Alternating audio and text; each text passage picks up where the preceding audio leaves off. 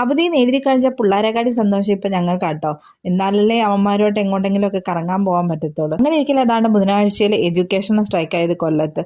അങ്ങനെ പിന്നെ ഞങ്ങൾ എല്ലാവരോടും ഒരുമിച്ച് കൂട്ടുവാതക്കൽ പാലത്തിൽ പോയി. വെറുതെ ഒന്നും അല്ല കേട്ടോ, ഞങ്ങൾക്ക് റീൽസൊക്കെ എടുക്കാമെന്ന് പറഞ്ഞിട്ടാണ് ഞങ്ങൾ കൂട്ടുവാതക്കൽ പോയത്. ഏകദേശം ഞങ്ങൾ ഇറങ്ങിയ ടൈമിലൊക്കെ നല്ല മഴയും കാര്യങ്ങളൊക്കെ ഉണ്ടായിരുന്നു.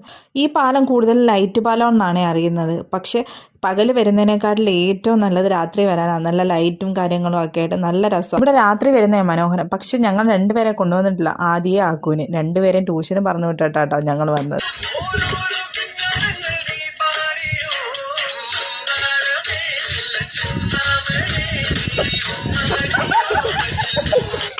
ദേവയും ദേവിനായും അഭിയം മാത്രമേ ഉള്ളൂ ഞങ്ങൾ കൊണ്ടുവന്നത്.